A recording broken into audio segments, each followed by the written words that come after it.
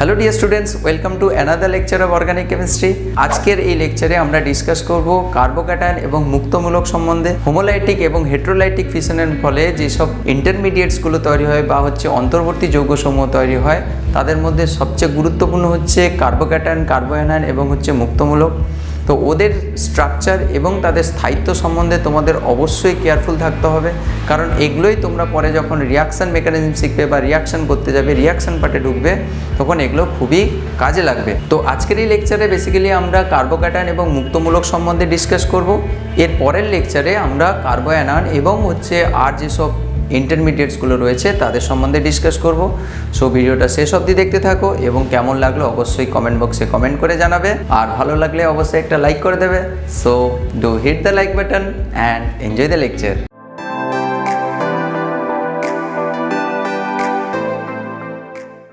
তাহলে আমরা ইন্টারমিডিয়েটগুলো সম্বন্ধে একটু আগে জানলাম যে ইন্টারমিডিয়েট কী কী হতে পারে।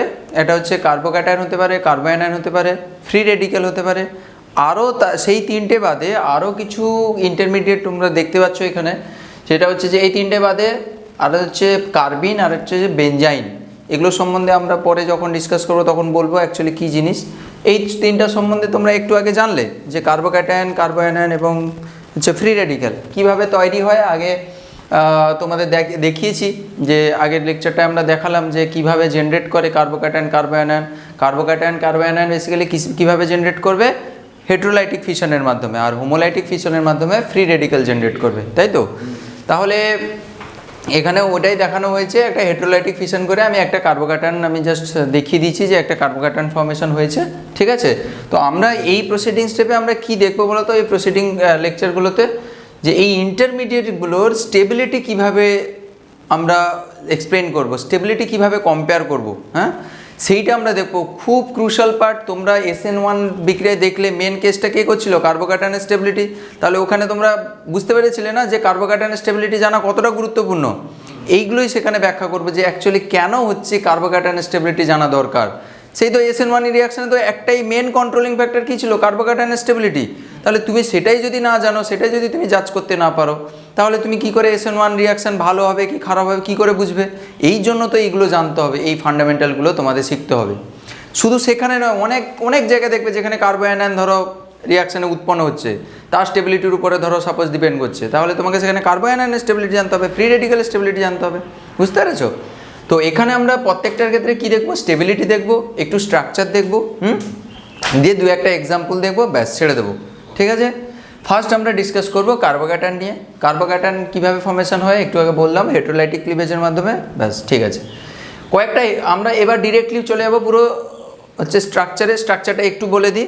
এই স্ট্রাকচার যদি সাপোজ একটাকে ধরো তুমি, সবার তো একই রকম, CH3 যদি ধরো, CH3 এটা হচ্ছে CH3, এর একটা প্লাস রয়েছে। এটা কত ভ্যালেন্ট গো?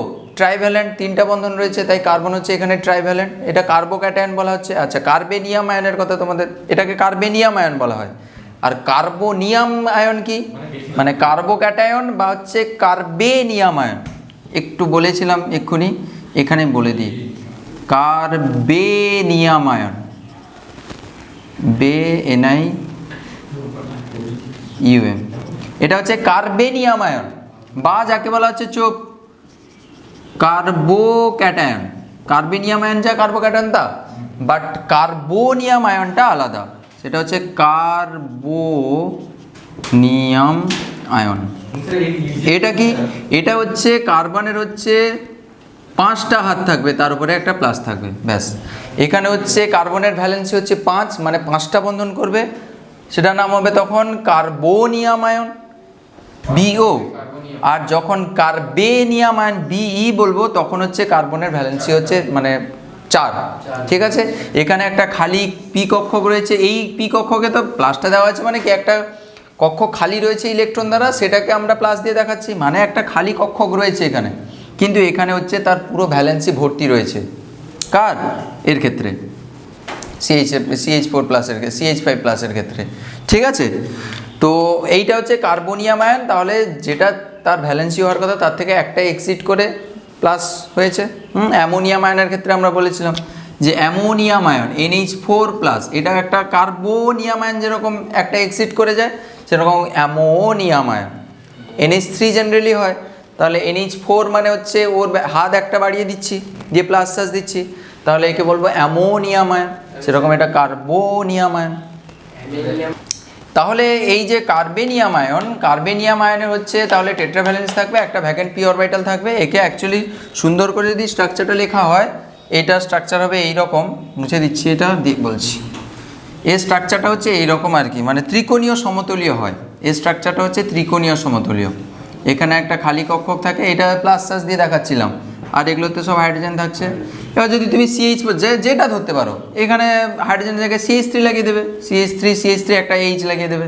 সবার ক্ষেত্রে দেখো ত্রিকোণীয় এরকম সমতলীয় স্ট্রাকচার, মানে একটা প্লেনে হচ্ছে, একটা সমতলে হচ্ছে তিনটা কোণে হচ্ছে তিনটা হাইড্রোজেন, মাঝখানে কার্বন, তার উপরের দিকে হচ্ছে একটা পি এর লোক, আর নিচের দিকে হচ্ছে একটা পি এর লোক। বুঝতে পারছো? এটা হচ্ছে ত্রিকোণীয় সমতলে। তাহলে কার্বোক্যাটায়নের সবসময় জন্য হাইব্রিডাইজেশন কী হবে? sp2 হবে। তিনটা সিগমা বন্ধন, তো sp2 হবে। কার্বোক্যাটায়ন sp2 হাইব্রিডাইজ, আর হচ্ছে প্লেনে থাকে সবসময়ের জন্য, এটা খেয়াল রাখবে, প্ল্যানার স্ট্রাকচার কার্বোক্যাটায়নের, আর sp2 হাইব্রিডাইজ, ঠিক? তাহলে sp2 আর হচ্ছে planar structure, PLAN planar structure, ঠিক? আচ্ছা, তাহলে স্ট্রাকচারটা জেনে নিলাম, বাস এইটা জানলেই শুধু হবে। এরপরে হচ্ছে আমরা স্টেবিলিটি নিয়ে দেখব, স্টেবিলিটির দিকে যাব। এইটা হচ্ছে সবচেয়ে ক্রুশাল পার্ট, এই স্টেবিলিটি, কার্বোক্যাটায়নের স্টেবিলিটি। মেন হচ্ছে তিনটে ফ্যাক্টরের উপরে হচ্ছে তোমার কার্বোক্যাটায়নের স্টেবিলিটি ডিপেন্ড করে। সেই তিনটে ফ্যাক্টর কি? একটা হচ্ছে রেজোনেন্স, একটা হাইপার কনজুগেশন, আর একটা হচ্ছে ইন্ডাকটিভ এফেক্ট। পুরো প্রায়োরিটি অর্ডার অনুযায়ী সাজিয়েছি। তুমি কাকে কীরকম প্রায়োরিটি দেবে, কাকে কীরকম গুরুত্ব দেবে, সেই রকম আমি সাজিয়েছি। দেখো, অনেক কেসের ক্ষেত্রে তোমাদের সেদিন একটা এক্সাম্পল দিয়ে ফাঁসিয়েছিলাম, তোমাদের মনে আছে কি? বলেছিলাম বেঞ্জিনের সঙ্গে একটা মিথাইল লাগিয়েছিলাম, তারপর একটা বড় 3টা মিথাইল লাগিয়ে দিয়েছিলাম, দিয়ে বলছিলাম বেঞ্জিনকে কে ইলেকট্রন ঘনত্ব বেশি দেবে। তোমরা ইন্ডাকটিভ এফেক্ট দিয়ে বলছিলে, সেখানে তোমরা ফেসে গেছিলে। আমি বলছিলাম না, এখানে হাইপার কনজুগেশন দিতে হবে তোমাকে। তাহলে অর্ডারটা আমি এক্ষুনি শেখাবো, আবার ওটা বলবো। তোমাদের অ্যাকচুয়ালি প্রায়োরিটি জানতে হবে, যে কার প্রায়োরিটি আগে বেশি পাবে, সেই প্রায়োরিটি অনুযায়ী তোমাকে দেখতে হবে। তাহলে এইটা প্রায়োরিটি অনুযায়ী সাজিয়েছি। প্রথমে তুমি রেজোনেন্স দেখবে, রেজোনেন্স স্টেবিলিটি দেখবে, তারপরে হাইপার কনজুগেশন স্টেবিলিটি দেখবে, তারপরে ইন্ডাকটিভ এফেক্ট দেখবে। ইন্ডাকটিভ এফেক্টটা খুবই নগণ্য, কারণ তোমাদের আমি পড়ানোর সময় বলেছিলাম ওখানে বন্ধনের মাধ্যমে ইলেকট্রনের স্মরণ ঘটে, ডিরেক্টলি ইলেকট্রন স্মরণ ঘটে না। কিন্তু রেজোনেন্সে একদম ফরফর করে ঘুরে একদম ইলেকট্রন নিয়ে অন্য জায়গায় চাপিয়ে দেওয়া হয়, তাই না? তাহলে ওখানে ডিরেক্টলি ইলেকট্রনের শিফট ঘটে। হাইপার কনজুগেশনেও সেরকম সিগমা বন্ধনের ইলেকট্রন জোটটা পুরোপুরি ডিরেক্টলি নিয়ে এসে অন্য জায়গায় শিফট করে দেয়, কিন্তু এটা তো জাস্ট বন্ধনের থ্রু দিয়ে একটু করে হালকা করে আলতো করে ঠেলে দেয়, তাই না? ওই জন্য ওর এফেক্টটা খুবই নেগলিজেবল। তাই সবসময়ের জন্য প্রায়োরিটি দেবে কাকে? সবসময় প্রায়োরিটি দেবে স্টেবিলিটির ক্ষেত্রে প্রথমে রেজোনেন্সকে প্রায়োরিটি দেবে, তারপরে হচ্ছে হাইপার কনজুগেশনকে প্রায়োরিটি দেবে, তারপরে হচ্ছে ইন্ডাকটিভ এফেক্টকে প্রায়োরিটি দেবে, ঠিক আছে? তাহলে দেখো, এখানে একটা এক্সাম্পল লিখেছি, ওই এক্সাম্পলে আমরা স্টেবিলিটি বিচার করব। দেখো, এটা হচ্ছে মিথাইল ক্যাটায়ন। দেখো, এটা সেদিনও SN1 রিয়াকশনের ক্ষেত্রে লিখেছিলাম। একটা মিথাইল, একটা হচ্ছে 1 ডিগ্রি ক্যাটায়ন, একটা 2 ডিগ্রি, একটা 3 ডিগ্রি কার্বোক্যাটায়ন সব। এদের স্টেবিলিটি আমি সাজাতে চাইছি। তাহলে এবার কেউ বলো তো যে এদের স্টেবিলিটি অর্ডার কী হবে? এদিক দিয়ে বাড়বে নাকি কমবে? বাম থেকে ডান দিকে। এইখানে প্লাস চার্জ রয়েছে, ঘাটতি রয়েছে, ইলেকট্রন দিচ্ছে, মিথাইলের প্লাস আই এফেক্ট রয়েছে, দিচ্ছে, এও দিচ্ছে, এখানে 3 জন দিচ্ছে, ঘাটতি রয়েছে, দিচ্ছে, এদের তো হচ্ছে প্লাস আই এফেক্ট রয়েছে, তাহলে ঘাটতি রয়েছে আরও দিচ্ছে, তাহলে যত বেশি দেবে তত তো ভালো। প্লাস আই এফেক্টের ক্ষেত্রে বলেছিলাম, এটা প্লাস আই দিয়ে আমরা এক্সপ্লেন করলাম, আমরা বলেছিলাম তো, ভুলে যাচ্ছ কেন এই তাড়াতাড়ি? তাহলে এখানে হচ্ছে একজন প্লাস আই এফেক্টের গ্রুপ রয়েছে, এখানে 2 জন, এখানে 3 জন প্লাস আই এফেক্টের গ্রুপ রয়েছে, তাই না? তাহলে এখানে কার্বনে অপেক্ষাকৃত বেশি পরিমাণে ইলেকট্রনটা দেবে ইন্ডাকটিভ এফেক্টের মাধ্যমে। তাই স্টেবিলিটি বিচার করতে গেলে এটা হচ্ছে তার অর্ডার। এটা হচ্ছে ইন্ডাকটিভ এফেক্ট দিয়ে বললাম, বাট আমার উচিত ছিল প্রথমে এইগুলোর জাজ করা। এদের মধ্যে দেখো কোন এফেক্টটা আর কাজ করতে পারে এই দুজনের মধ্যে? Hyper conjugation. তোমাদের শিখিয়েছি, যখন C+-এর সঙ্গে ডিরেক্টলি কোনো CH বন্ধন যুক্ত থাকবে তখন সেখানে হাইপার কনজুগেশন পসিবল। যতগুলো CH বন্ধন থাকবে ততগুলো হচ্ছে হাইপার কনজুগেটিভ স্ট্রাকচার পাবো। তাহলে এর ক্ষেত্রে কোনো হাইপার কনজুগেশন হবে কি? হবে না। এর ক্ষেত্রে কটা হাইপার কনজুগেশন হবে? C+-এর সঙ্গে 3টে CH বন্ধন রয়েছে, CH3 3টা CH, তাহলে এইটার জন্য হচ্ছে 3HCS, সব ভুলে গেছো। এখানে হচ্ছে C+-এর সঙ্গে 3 3 6টা CH বন্ধন রয়েছে, তাহলে এখানে 6HCS হবে। এখানে 9 HCS হবে, এইটা তিনটে, এই তিনটে তিনটে, তাহলে এখানে 9 HCS হবে। তাহলে এখানে 9টা হাইপার HCS মানে হাইপার কনজুগেটিভ স্ট্রাকচার। আমরা দেখেছি ইন্টারমিডিয়েটের, মানে আগে তো দেখিয়েছি হাইপার কনজুগেশন কীভাবে হয়। তাই এর ক্ষেত্রে হাইপার কনজুগেশন যদি বেশি হয়, তোমাদের বলেছি হাইপার কনজুগেশনের স্ট্রাকচারের সংখ্যা যত বেশি হবে তত হচ্ছে কম্পাউন্ডটা স্টেবল হবে, মানে তোমার আয়নটা এখানে, কার্বোক্যাটায়নটা এখানে বেশি স্টেবল হবে, তাই না? তাহলে কার্বোক্যাটায়নের স্টেবিলিটি সেম অর্ডারে লাই করবে। আগে কিন্তু হাইপার কনজুগেশন দেখবে, আমি ইন্ডাকটিভ এফেক্ট দিয়ে বলে দিয়েছি প্রথমে, বাট প্রথমে হাইপার কনজুগেশন দেখবে। প্লাস চার্জ মানে, আরে বাবা তোমাদের বলেছি তো যে ফ্রি রেডিক্যাল, ক্যাটায়ন, এদের ক্ষেত্রে সবসময়ের জন্য রেজোনেন্স আর হাইপার কনজুগেশন আগে দেখবে, তারপরে ইন্ডাকটিভ এফেক্ট যা পারো করো, বুঝতে পেরেছো? আগে ওইগুলো দেখবে। তো এইটা হলো একটা এক্সাম্পল। তাহলে কার্বোক্যাটায়নের স্টেবিলিটি কী হলো? এটা তো কোনো ডিগ্রি নেই, এটা হচ্ছে 1 ডিগ্রি, এটা হচ্ছে 2 ডিগ্রি, এটা হচ্ছে 3 ডিগ্রি, এটা হচ্ছে 3 ডিগ্রি, এটা হচ্ছে 2 ডিগ্রি, এটা হচ্ছে 1 ডিগ্রি। তাহলে এর কার্বোক্যাটায়নের স্টেবিলিটি কী হবে? কার্বোক্যাটায়নের stability 3 degree greater than 2 degree greater than 1 degree greater than হচ্ছে মিথাইল ক্যাটায়ন। কি তোমাদের সেদিনই এই আগের ক্লাসেই পড়িয়েছি তোমাদের SN1 রিয়াকশনের ক্ষেত্রে যে একটা 1 ডিগ্রি ক্যাটায়ন রয়েছে কিন্তু সেটা খুব স্টেবল, সেটা হচ্ছে এই যে অ্যালাইল ক্যাটায়ন আর হচ্ছে বেঞ্জাইল ক্যাটায়ন, সবসময় মনে রাখবে। তাহলে এদের কেন স্টেবিলিটি দেখা হয়? এটা 1 ডিগ্রি, কিন্তু আমি তো এখানে বলেছি 1 ডিগ্রি জেনারেলি হচ্ছে কম স্টেবল হয়, এরা 1 ডিগ্রি হওয়ার সত্ত্বেও এরা কিন্তু খুব স্টেবল। তার কারণ হচ্ছে রেজোনেন্স। ভুলে যাচ্ছ?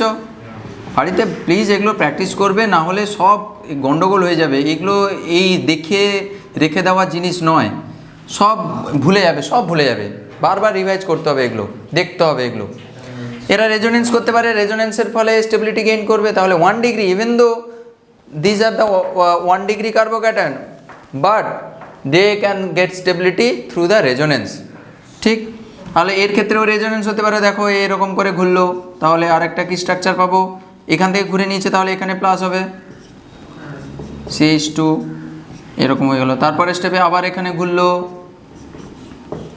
তাহলে এখানে প্লাস হবে, এখানে double bond CH2 double bond, তারপর আবার এরকম করে ঘুরতে থাকবে, তাই না? এরকম স্ট্রাকচার আমরা পেতে থাকবো। তাহলে এটাও দেখো 1 ডিগ্রি কার্বোক্যাটায়ন, তাহলে হলেও এটাকে কি বলা হয়? Benzyl cation. বেঞ্জাইল ক্যাটায়ন, এটা হচ্ছে অ্যালাইল ক্যাটায়ন।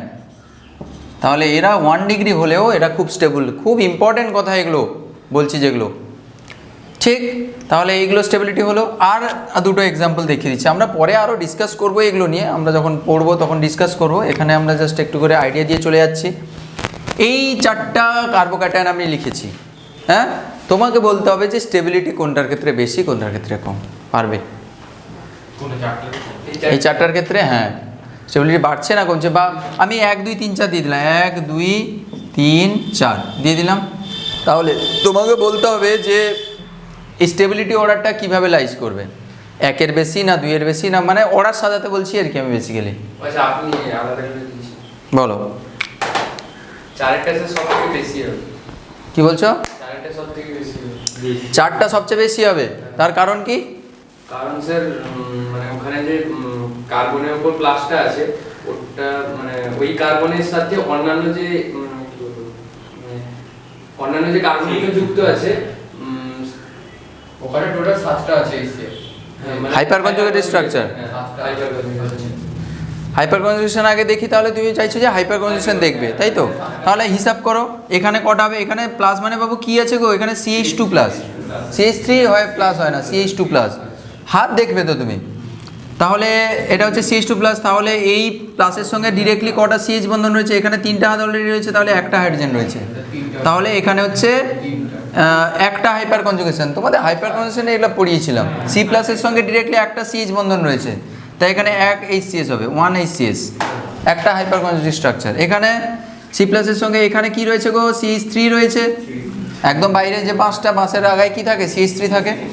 তাহলে এর সঙ্গে কটা CH বন্ধন রয়েছে? এখানে 3টে, এখানে 3টে, এইদিকে কটা? 2টো হাইড্রোজেন, একটা 2টো বন্ধন রয়েছে, তাহলে নিশ্চয়ই 2টো হাইড্রোজেন রয়েছে হাত কমপ্লিট করার জন্য। তাহলে এখানে হচ্ছে 2টো, এখানে হচ্ছে তাহলে 2টো, তাহলে 2 2 2 4 3 7টা, তাহলে টোটাল 7 HCS। ঠিক, এর ক্ষেত্রে কটা হচ্ছে? এই প্লাসের সঙ্গে এখানে 2টো, এখানে 2টো, এখানে হচ্ছে একটা, তাই না? তাহলে এখানে 2, এখানে 1, টোটাল হচ্ছে 3 HCS। 3 HCS। এর ক্ষেত্রে কটা হচ্ছে? এখানে হচ্ছে 3, এখানে হচ্ছে 3, আর কোথায় আর হবে কোথায়? তাহলে এখানে 3 3 6টা হবে, ডবল বন্ড আছে, এখানে আর হবে না, তাই না? কোথায় হাইড্রোজেন রয়েছে এখানে? ঠিক।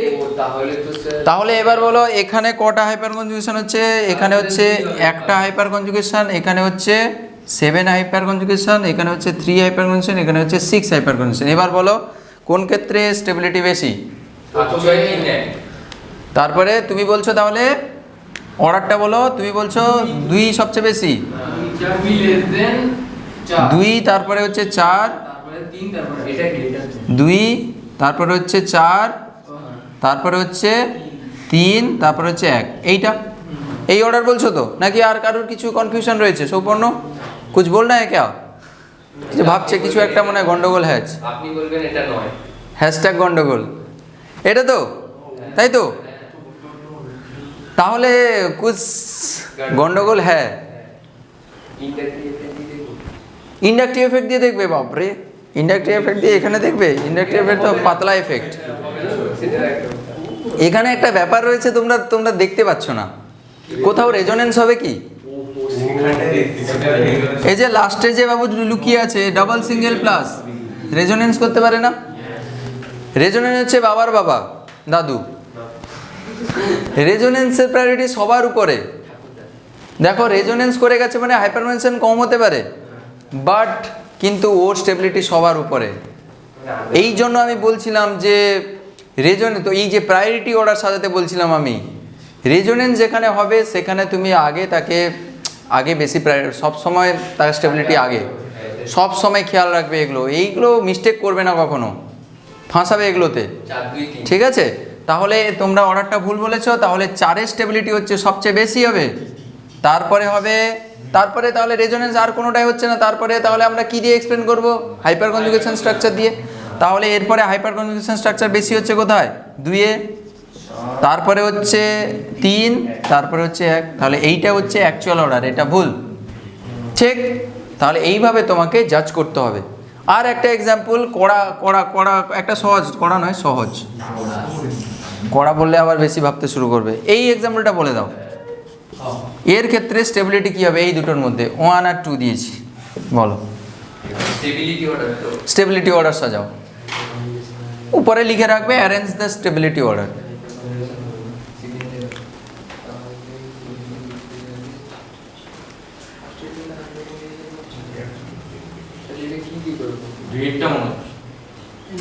তাহলে 2টা বেশি স্টেবল আর তারপরে 1, ঠিক তো? হ্যাঁ একদম, এই বোঝা যাচ্ছে তো? একদম স্যার। তাহলে 2টা হচ্ছে সবচেয়ে কম স্টেবল, কিন্তু স্যার তুমি তো বেশি স্টেবল বলছো। কিন্তু স্যার ওই মানে ফার্স্ট ডেটে তো স্যার লোন পেয়ার রয়েছে, এ রেজোনেন্স করতে পারে এর সঙ্গে। আমি দেবো কেন? আমাকে পরীক্ষায় এরকম দেওয়া থাকবে না, আমি তো ইচ্ছা করে তোমাদের ভুল করাই, ওই জন্য আমি খুব দুষ্টু না? আমি কেন দেবো? তোমাদের বুঝতে হবে তো এগুলো, যে নাইট্রোজেনের লোন পেয়ার থাকে, অক্সিজেনের লোন পেয়ার থাকে, ওগুলো দিয়ে তারা রেজোনেন্স, এইগুলো মাথায় আসবে না তো? এগুলো বারবার কালচার করতে করতে আসবে, বারবার করাবো এগুলো বারবার প্র্যাকটিস করতে করতে আসবে, একদিনে আসবে না এগুলো। তাহলে এখানে দেখো কিছুই ছিল না, আমি নিশ্চয়ই এমনি এক্সাম্পলটা তুলিনি, এত সহজ হলে আমি নিশ্চয়ই তুলতাম না, এটা তো বুঝতে পেরেছো? তাহলে এখানে দুষ্টু নাকি? স্যার খুব দুষ্টু? আমি দুষ্টু নয়, তোমরা দুষ্টু। বিজন, তুমি দুষ্টু না? তুমি নটি। তাহলে দেখো এখানে যদিও এখানে প্লাস আই এফেক্ট কাজ করাচ্ছে, দেখো প্লাস আই এফেক্ট রয়েছে, হাইপার কনজুগেশনও এখানে 3টা হচ্ছে, 3HCS হচ্ছে, তারপরেও কিন্তু বলছি এটা স্টেবিলিটি বেশি এর তুলনায়, কারণ হচ্ছে এখানে বাবার বাবা, রেজোনেন্স হচ্ছে। হাইপার কনজুগেশন এখানে হবে না, কিন্তু রেজোনেন্সের জন্য হচ্ছে সেই ইন্ডাকটিভ এফেক্টকে সবাইকে ছাড়িয়ে চলে গেল, ঠিক আছে? তুমি আবার ইন্ডাকটিভ এফেক্ট দিয়ে গেলে দেখো, ইন্ডাকটিভ এফেক্ট দেখলে আবার ভুলও হয়ে যেতে পারে, মানে উল্টো অ্যান্সার হয়ে যাবে। দেখো এর ইলেকট্রনিটি বেশি অক্সিজেনের কার্বনের তুলনায়, তুমি বলবে স্যার প্লাস চার্জ রয়েছে আরও টানছে, তাহলে তো স্টেবিলিটি সবচেয়ে কম হবে। তাহলে ইন্ডাকটিভ এফেক্ট দেখলে মাইনাস আই এফেক্ট যদি দেখো তুমি অক্সিজেনের, তাহলে কিন্তু স্টেবিলিটি কমে যাবে। রেজোনেন্স দিয়ে দেখতে হবে। এই হচ্ছে মোটামুটি কার্বোক্যাটায়ন স্টেবিলিটি। তাহলে একটা জিনিস ফান্ডামেন্টালি এখানে ক্লিয়ার রাখতে হবে, সেটা হচ্ছে যে স্টেবিলিটি যখন কার্বোক্যাটায়নের দেখবে সবসময় জন্য খেয়াল রাখবে আগে রেজোনেন্স হচ্ছে কিনা দেখে নেবে, পট করে দেখে নেবে, তারপরে হাইপার কনজুগেশনে যাবে, তারপরে ইন্ডাকটিভ এফেক্টকে প্লে করাবে। ঠিক আছে, হ্যাঁ দুটো ধরা রেজোনেন্স হচ্ছেই না। ডবল বন্ড থাকলে তো তুমি রেজোনেন্স কখন হবে, দেখবে যে ডবল বন্ড আছে আর হচ্ছে কোনো হেটেরো অ্যাটম রয়েছে, অক্সিজেন নাইট্রোজেন, যাদের হচ্ছে লোন পেয়ার রয়েছে বা হচ্ছে হ্যালোজেন রয়েছে, সেখানে যদি রেজোনেন্স হয় তখনই ঠিক আছে, রেজোনেন্স হতে পারে। বা ডবল বন্ড না থাকলে তো রেজোনেন্সই হবে না, তখন হাইপার কনজুগেশন দিয়ে বলবে, তাই না? হ্যাঁ, ওই প্রায়োরিটি অর্ডার এইভাবে সাজাবে। ঠিক আছে, আর হচ্ছে এই দুটো ক্যাটায়নের ক্ষেত্রে খেয়াল রাখবে স্পেশাল কেস, বেঞ্জাইল আর হচ্ছে অ্যালাইন, এটা 1 ডিগ্রি হলেও স্টেবিলিটি থ্রু রেজোনেন্স। ঠিক, এরপরে আমরা দেখব ফ্রি রেডিক্যাল স্টেবিলিটি। মুছে দিলাম রে, হাই হাই হাই হাই, এই কন্ট্রোল জেড টিপে দিতে হবে। ভেরি গুড, কন্ট্রোল জেড মারতে হবে না, সত্যি কন্ট্রোল জেড যদি এখানে থাকতো গো।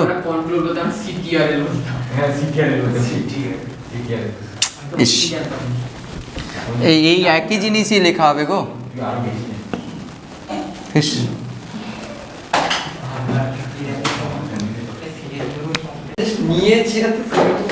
ওকে, নেক্সট আমরা তাহলে এই পোর্শনটা হয়ে গেছে, কার্বোক্যাটায়নটা স্টেবিলিটি আর হচ্ছে তার স্ট্রাকচার আমরা দেখে নিয়েছি। এরপরে নেক্সট পোর্শন হচ্ছে কার্বোঅ্যানায়ন হতো, বাট আমরা কার্বোক্যাটায়নটা লিখেছিলাম ওর সঙ্গে রিলেটেড বলে ফ্রি রেডিক্যালটা আমরা লিখে দিলাম সঙ্গে সঙ্গে। দেখো যেখানে যেখানে প্লাস চার্জ ছিল সেখানে জাস্ট একটা করে ডট বসিয়ে দিয়েছি, আর কিছু করিনি, সবই একই এক্সাম্পল, সব একই রেখেছি, শুধুমাত্র যেখানে প্লাস ছিল সেখানে একটা করে ডট লাগিয়েছি। তাহলে ফ্রি রেডিক্যাল কীভাবে জেনারেট করে, কীভাবে তৈরি হয়, হোমোলাইটিক ফিশনের মাধ্যমে। এইখানে একটা ইলেকট্রন, এখানে একটা ইলেকট্রন হলে তাহলে CH3 রেডিক্যাল ফর্মেশন হবে, আর হচ্ছে Br রেডিক্যাল হবে। ঠিক, তাহলে হোমোলাইটিক ক্লিভেজের ফলে এটা তৈরি হচ্ছে। তাহলে আর কিছু জানতে হবে না, এবার তোমাদের স্টেবিলিটি দেখতে হবে। আচ্ছা, স্ট্রাকচার দেখে নাও, তারপরে স্টেবিলিটি। স্ট্রাকচার তোমরা জেনে রাখবে যে কার্বনের গঠিত যে এইসব যে হাইড্রোজেন, কার্বনের সঙ্গে যদি হাইড্রোজেন টাইড্রোজেনগুলো থাকে, জেনারেলি দেখবে একটা এক্সেপশান ছাড়া, ওর হচ্ছে কয়েকটা এক্সেপশান ছাড়া মোটামুটি এর হাইব্রিডেশন হচ্ছে রেডিক্যালের, কার্বনের উপর যে রেডিক্যালগুলো থাকে ওর হাইব্রিডেশন হচ্ছে sp2 এবং 120 ডিগ্রি অ্যাঙ্গেল, মানে ত্রিকোণীয় সমতলীয় হতে পারে। একটা এক্সাম্পল রয়েছে যেখানে হচ্ছে sp3 হয়। দেখো একই জিনিস, শুধু হাইড্রোজেনের জায়গায় শুধু 3টা ফ্লুরিন লাগিয়ে দিচ্ছি, বাট তার হাইব্রিডেশন চেঞ্জ হয়ে গেল, sp3 হয়ে গেল, এবং হাইব্রিডেশন চেঞ্জ হলে তার স্ট্রাকচারও চেঞ্জ হয়ে যায়। স্ট্রাকচার হলো এটার হচ্ছে পিরামিডিও, এটা হচ্ছে CF3 পিরামিডিও, এটা হবে পিরামিডিও, এটা হচ্ছে ত্রিকোণীয় সমতলীয়। বলো, হ্যাঁ এর হচ্ছে 120 ডিগ্রি পিরামিডের ক্ষেত্রে, মানে ওর অ্যাঙ্গেলগুলো পিরামিডে। তোমার এখানে যদি অ্যামোনিয়ার মতো যদি তুমি কনসিডার করো, sp3 109 ডিগ্রি 28 মিনিট হয়, sp3-তে 109 ডিগ্রি 28 মিনিট। তো এখানে বাড়া কমা হতে পারে, কারণ তোমরা ওই ভিএসিপিআর তত্ত্বতে দেখেছো তো, তো এসে লোন পেয়ার রিপালসান যদি বেশি হয় তাহলে বন্ড অ্যাঙ্গেল যেটা হওয়া উচিত সেটা থেকে বেড়ে যায়, কমে যায়। ঠিক আছে, তো হাইব্রিডেশনটা মেনলি এখানে খেয়াল রাখবে, আর স্ট্রাকচারটা খেয়াল রাখবে CF3 পার্টিকুলার। এর পরে আমরা কখনো যদি সময় পাই এক্সপ্যানশনটা দেবো যে কেন স্যার এখান থেকে হাইড্রোজেন থেকে ফ্লুরিন হয়ে যাওয়ার সঙ্গে সঙ্গে কেন এর হাইব্রিডেশন চেঞ্জ হয়ে গেল, এরকম একই তো জিনিস ছিল। তো এটা বেন্ডস রুল বলে একটা রুল রয়েছে, ওখান দিয়ে এটা এক্সপ্লেন করা হয় যে more electronegative atom prefers less s character, ওইটা দিয়ে ব্যাখ্যা করা হয়। তো ওটা হাইয়ার লেভেলের জিনিস, এখন শুধু জেনে রাখো এটা। তো এই হলো স্ট্রাকচার, জেনারেলি হচ্ছে sp2 হাইব্রিডেশন হবে এখানে। এরপরে আমাদের যে মেন ইন্টারেস্টের জিনিস সেটা হচ্ছে যে স্টেবিলিটি আমরা দেখব কার, ফ্রি রেডিক্যালের। তাহলে এই স্টেবিলিটি কী দিয়ে ব্যাখ্যা করব, এখানে ইন্ডাকটিভ এফেক্ট দিয়ে জেনারেলি ব্যাখ্যা করা হয় না, রেজোনেন্স আর হাইপার কনজুগেশন দিয়ে স্টেবিলিটিগুলো এক্সপ্লেন করা হয়ে যাবে। তাহলে ফার্স্ট প্রায়োরিটি দেবে সবসময়ের জন্য রেজোনেন্সকে, তারপরে হাইপার কনজুগেশন। রেডিক্যাল মানে তো হাইপার কনজুগেশন আসবেই। এবার কিছু কিছু স্পেশাল কেস রয়েছে যেখানে ওই কনজুগেটেড সিস্টেম থাকলে ওখানে হাইপার কনজুগেশন রেজোনেন্সও হতে পারে। তাহলে ফার্স্ট একটা উদাহরণ তুলেছি এইটা, এই যে methyl radical 1 degree radical, 2 degree, 3 degree radical. হ্যাঁ, স্টেবিলিটি এবার বলো। অলরেডি জেনে গেছো 3 ডিগ্রি রেডিক্যালে হচ্ছে 9 HCS হয়, এখানে হচ্ছে 6 HCS হবে, এখানে 3 HCS হবে, এখানে নো HCS। তাহলে স্টেবিলিটি এই অর্ডারে লাইজ করে একই তো আগে যেটা ছিল। তাহলে তার ক্ষেত্রেও কী ছিল, 3 degree greater than, 2 degree greater than, 1 degree greater than হচ্ছে মিথাইল রেডিক্যাল। এর ক্ষেত্রেও সেম, গ্রেটার দেন হচ্ছে মিথাইল রেডিক্যাল, CH3 রেডিক্যাল। এর ক্ষেত্রেও সেম, এটা কার্বোক্যাটায়নের ক্ষেত্রে ছিল, এটা ফ্রি রেডিক্যালের ক্ষেত্রে হলো। তাহলে স্টেবিলিটি অর্ডার সেম রকমই হচ্ছে। তাহলে এটা আমরা এক্সপ্লেন করলাম কি দিয়ে, হাইপার কনজুগেশন দিয়ে। তাহলে রেডিক্যাল মানে হাইপার কনজুগেশন স্টেবিলিটি সবসময় আগে ভাববে। মানে রেজোনেন্স যদি ডবল বন্ড থাকে তো অবশ্যই রেজোনেন্সের কথা ভাববে, যেটা এর কেসে দেখো এও সেম। আগে যেরকম বলেছিলাম যে 1 ডিগ্রি কার্বোক্যাটায়নের স্টেবিলিটি কম আমরা সবচেয়ে বলেছি এখানে, কিন্তু এখানে 1 ডিগ্রি রেডিক্যাল তার মতে 1 ডিগ্রি রেডিক্যাল বাট হচ্ছে খুব স্টেবল হয়। তার কারণ এখানেও রেজোনেন্সের গল্প নিশ্চয়ই রয়েছে। এই যে রেডিক্যাল রয়েছে দেখো, এরা এই রকম করে তোমাদের শিখিয়েছি রেডিক্যাল কীভাবে রেজোনেন্স করে, এরকম করে রেজোনেন্স করতে পারে না। তাহলে অ্যাকচুয়ালি কীভাবে তৈরি হবে, কী জিনিসটা তৈরি হবে, এখান থেকে যদি আমি আঁকি স্ট্রাকচারটা, তাহলে দেখো একটা ইলেকট্রন এখানে দিলে, একটা ইলেকট্রন খুলে নিলে বুঝবে ব্যাপারটা। আমি স্ট্রাকচারটা লিখি তারপর বলছি কীভাবে হলো। বাড়িতে প্র্যাকটিস না করলে এগুলো জীবনে কোনো দিন নামাতে পারবো না পরীক্ষায়, যে অ্যাকচুয়ালি কী করে হলো। দেখো একটা ইলেকট্রন বুঝবে, একটা ইলেকট্রন নিয়ে এই বন্ধনে দিলাম, বন্ধন করতে হলে তো আরও একটা ইলেকট্রন লাগবে, মানে কার্বনের একটা ইলেকট্রন লাগবে। এই কার্বনে এই বন্ধনে কটা ইলেকট্রন ছিল, 2টো ইলেকট্রন ছিল। তাহলে একটা ইলেকট্রন এদিকে ঘুরে নিল, আর যে একটা ইলেকট্রন ছিল সে তো এর উপরে চাপবে, সেই ইলেকট্রন আর হচ্ছে যে ইলেকট্রন দিল ওই ইলেকট্রন দুটো মিলেই তো বন্ধনটা তৈরি হলো, এই যে নতুন বন্ধনটা তৈরি হলো। বোঝা গেল? এটা আমরা শর্টে যখন লিখবো এইরকম করে ঘোরাবো আর কি, ভেতরে ঢুকে গেলে এইরকম জিনিসটা হচ্ছে। বোঝা গেছে তো? তাহলে এরকম করে রেজোনেন্স হচ্ছে এক্ষেত্রে। এর ক্ষেত্রেও রেজোনেন্স কীভাবে হবে দেখো, বাড়িতে প্র্যাকটিস করবে এগুলো। এরকম ঘুরলো, এ কী করবে, এরকম করে রেখে দিল, এখানে সুন্দর করে লিখছি, এরকম করে রেখে দিল। তাহলে পরের স্টেপের স্ট্রাকচারটা কী হবে গো? তাহলে স্যার এখানে ডবল বন্ড হয়ে যাবে, এখানে সিঙ্গেল বন্ডটা ভেঙে যাবে, এর একটা ইলেকট্রন এখানে চেপে যাবে, প্লাস কি করে হবে, সিঙ্গেল ইলেকট্রন আমি ট্রান্সফার করাচ্ছি। পরের স্টেপে আবার কি করব, এখানকার একটা ইলেকট্রন এখানে দিব, এখানকার একটা ইলেকট্রন সেখানে, দুটো করে তীর চিহ্ন দিয়ে ঘোরাচ্ছিলাম। বাড়িতে প্র্যাকটিস করবে, না হলে এগুলো একদম নামাতে পারবে না। এটা এখানে তাহলে রেডিক্যালটা থাকবে, এখানে তাহলে ডবল বন্ড হয়ে যাবে, এরকম হলো। বুঝতে না পারলে বলো, বুঝে দেবো। আবার একটা ইলেকট্রন দিলে আবার এরকম, এর মতো। এইটা যদি বুঝতে পারো তাহলে এগুলো কোনো না, একই জিনিস। তাহলে দেখো রেজোনেন্স করতে পারে রেডিক্যাল, বাট রেজোনেন্স করতে পারে। যদি এরকম কেস কোথাও অ্যারাইজ করে তখন হচ্ছে সেটা খুবই স্টেবল হবে, যদিও এটা 1 ডিগ্রি রেডিক্যাল। ঠিক? তাহলে এই কেস দুটো খেয়াল রাখবে। ফাইন। এরপরে আর একটা এক্সাম্পল তুলি। আগের যে এক্সাম্পলটি ছিল ওই এক্সাম্পলটাই দেখাবো, শুধুমাত্র ওই প্লাসের জায়গায় আমরা রেডিক্যাল বসিয়েছি, আর কিছু নয়। একই, সেটা তোমরা যেখানে প্লাস লিখেছিলে সেখানে রেডিক্যাল বসিয়ে দাও, আর কিছু নয়। তাহলে রেডিক্যাল মানে বুঝতেই পারছো কোথায় স্টেবিলিটি বেশি হতে পারে, এই তিনটার ক্ষেত্রে বলো। লাস্টেরটা রেজোনেন্স হতে পারে তো। দেখো এরকম করে ঘোরাচ্ছি, দেখো এরকম করে এলো, এরকম করে এরকম হলো, আর ভুল হবে না। আমি ট্র্যাপ দিই তোমাদের, হ্যাঁ ঠিক আছে তাহলে, হ্যাঁ আর ভুলবে না তো, তাও দেখবে ফাঁসবে, হ্যাঁ তোমরা ফেঁসে যাবে। তো ঠিক আছে, আমি আস্তে আস্তে করে ধরবো ওগুলো। তো পরের দিকে আরও লেকচার অনেক আপলোড করব, এটা শেষ নয়, এটা তো বোর্ডের সিলেবাস অনুযায়ী পড়াচ্ছে। আরও এত এক্সাম্পল দেবো না, এত এক্সাম্পল করাবো, তোমাদের মন তো পুরো ডাইভার্স, মানে মানে মানে কি বলো তো, পুরো সব জিনিসটা একটা হোলিস্টিক ব্যাপার হয়ে যাবে আর কি। যে কার্বোক্যাটায়ন দেখা মানে তুমি দেখেই বলে দিতে পারবে আচ্ছা এখানে তো রেজন, চোখের সঙ্গে সেট হয়ে যাবে। যত এক্সাম্পল করবে তত চোখের সঙ্গে সেট হবে, আর আই সেট যত হবে তত হচ্ছে তোমার কুইক অ্যান্সার বেরোবে।